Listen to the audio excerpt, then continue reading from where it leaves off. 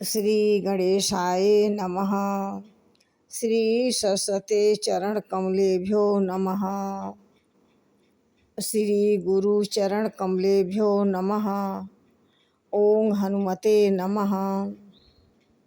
गुरु ब्रह्मा गुरु विष्णु गुरुदेवो महेश्वरः गुरु साक्षात् परब्रह्म तस्मै श्री गुरुवे नमः। मिले भरोसा नाम का हमें सदा जगदीश, आशा तेरे नाम की बनी रहे रघुवीर। जय श्री राम। धीरज धरऊ कुंवर सरजानी, सहज सुहृदय बोली मृदुबानी। तात तुम्हारी मात वैदेही, पिता राम सब भांति सनेही। परंतु कुसमय जानकर धैर्य धारण किया और स्वभाव से हित चाहने वाली सुमित्रा जी कोमल वाणी से बोली, हे तात, जानकी जी तुम्हारी माता हैं और सब प्रकार से स्नेह करने वाले श्री रामचंद्र जी तुम्हारे पिता हैं। इस प्रकार से माँ शिक्षा दे रही हैं। तुम्हारे भाग राम बन जाही, दूसर हेतु तात कछु नाही। सकल सुकृत कर फल बड़े एहू, राम सिय पद सहज सनेहू। तुम्हारे ही भाग्य से राम जी बन जा रहे हैं हे तात, दूसरा हेतु कोई कारण नहीं है। संपूर्ण पुण्यों का सबसे बड़ा फल यही है।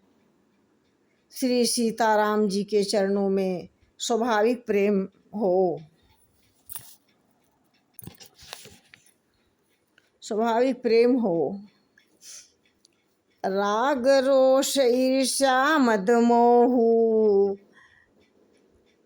जनी सपने हु इनके बस हो। सब प्रकार विकार बिहाई, मन क्रम वचन करे उसे उकाई। राग रोष ईर्षा मद और कर्म से मोह, इनके बस स्वप्न में भी मत होना। सब प्रकार के विकारों का त्याग करना। मन कर्म वचन से सीताराम जी की सेवा करना। माँ सुमित्रा जी अपने पुत्र को कितनी अच्छी सीख दे रही हैं। ऐसे ही हर माँ अपने बेटा बेटी को शिक्षा यानी समझाना चाहिए। अच्छे संस्कार होने चाहिए। जिन बच्चों में, बेटी में, बेटा बहू में अच्छे संस्कार होना चाहिए। इस प्रकार से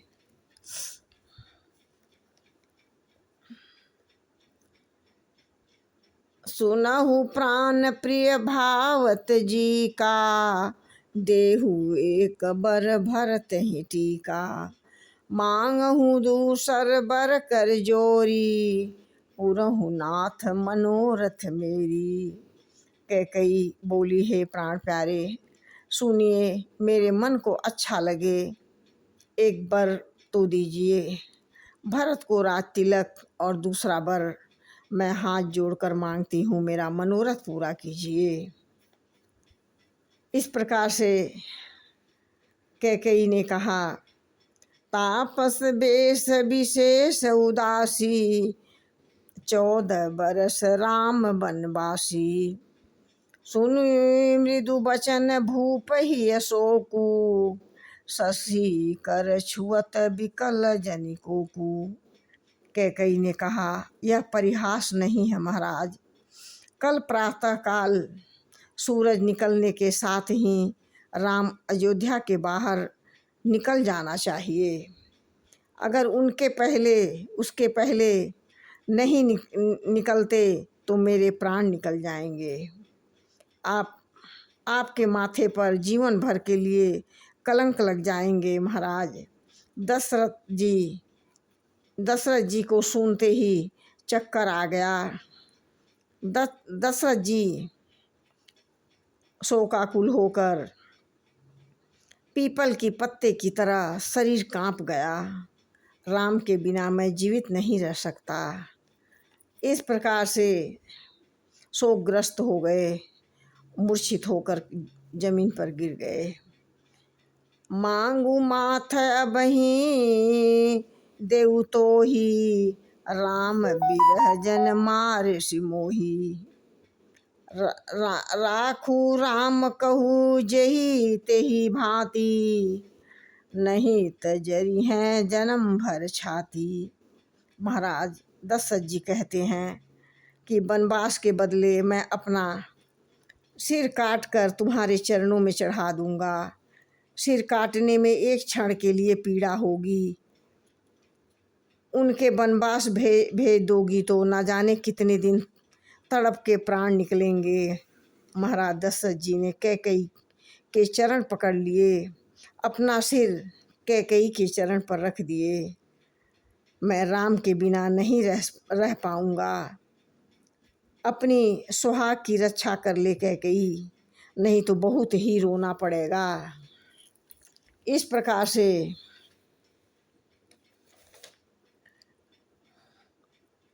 व्याकुल राव शिथिल सब गाता, करनी कल्प तरु मनहु निपाता। कंठ सूख मुखयावन बानी, जनु पाठीन दीन बिनु पानी। महाराज दशरथ व्याकुल हो गए, उनका सारा शरीर शिथिल पड़ गया। राम के बिना तड़प रहे हैं, मुँह से आवाज़ नहीं निकल रही है।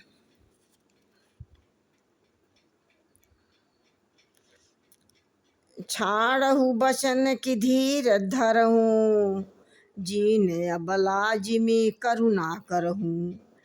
तनुतीय तनय धाम धनु धरनी, सत्य संग करुणा तिन संवरणी।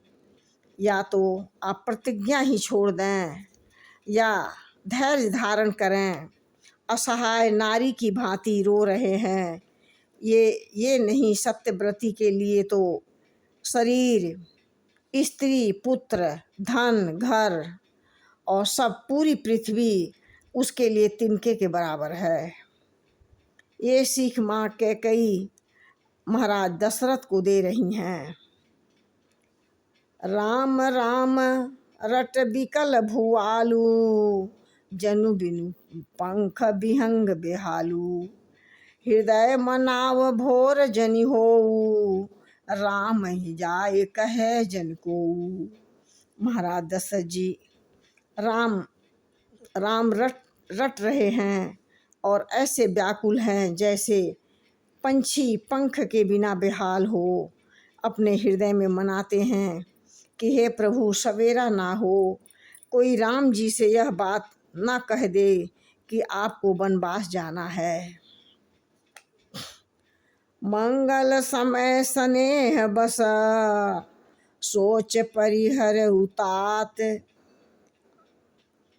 आय सुदेई हर सिहिया, कही पुल के प्रभु गात।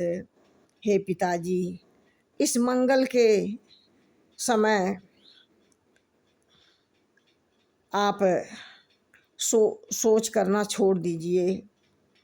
माँ क्या करना है, मुझे आपने कौन से वरदान मांगे हैं। कैकेयी माँ ने कहा, एक भरत के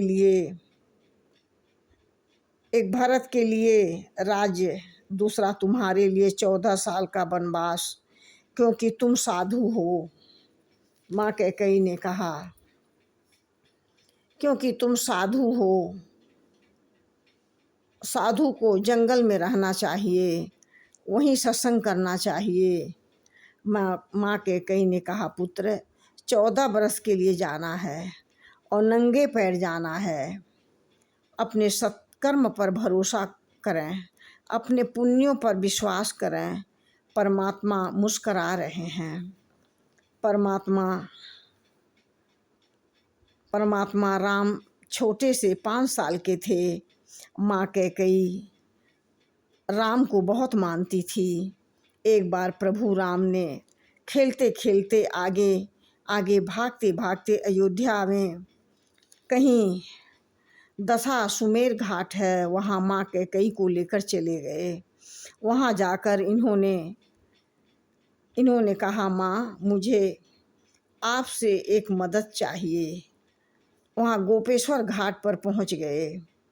ये काम सिर्फ आप ही कर सकती हो और किसी के बस की बात नहीं है। माँ कैकेयी ने कहा, पुत्र क्या कह रहे हो, मैं समझ नहीं पा रही हूँ। मेरा प्राणों से भी प्यारा पुत्र है। बोले, क्या कह रहे हो। माँ का बहुत बोले, प्रभु बोले, माँ बहुत कठिन काम है। फिर माँ कैकेयी ने कहा, कोई बात नहीं। पहले छोटे से परमात्मा ने अपनी माँ को सौगंध दे दी, मैं जो मांगूंगा वह आपको देना पड़ेगा। माँ ने कहा, ठीक है, बोलो। प्रभु बोले, माँ पिताजी मैं जब बड़ा होऊंगा तो 28 साल की उम्र होगी, तो उस समय मेरा राज्याभिषेक करेंगे। माँ ने कहा, ठीक है, तो आप उस समय 14 साल का वनवास मांग लेना और भरत का राज तिलक। इसके बाद सुनते ही कैकेयी माँ को मूर्छा आया और वो बेहोश हो गई। कुछ देर के बाद प्रभु ने माँ के सिर पर हाथ फेरे, मूर्छा टूटी। उन्होंने अपने स्वरूप का दर्शन कराए। बोले, माँ मैं मनुष्य नहीं, मैं ब्रह्म हूँ। मुझे मनुष्य रूप में मानव लीला करना है, मुझे बहुत काम करना है। इस प्रकार से माँ कैकेयी मजबूर हो गई। उन्हें वहाँ मजबूर होना पड़ा। सारे अयोध्यावासी, प्रभु बोले, सारे अयोध्यावासी सभी ने आपको उल्टा सीधा सुनाएंगे, मुसीबत का सामना करनी पड़ेगी। देवता लोग पहले ही सरस्वती को मंथरा की बुद्धि फेर दी, अयोध्या में प्रवेश करा दिए। प्रभु ने जो जो कहे, माँ कैकेयी ने कहा, ठीक है। देवताओं ने पहले सरस्वती को अयोध्या में घुसा दिए। 28 साल बाद ये हुआ।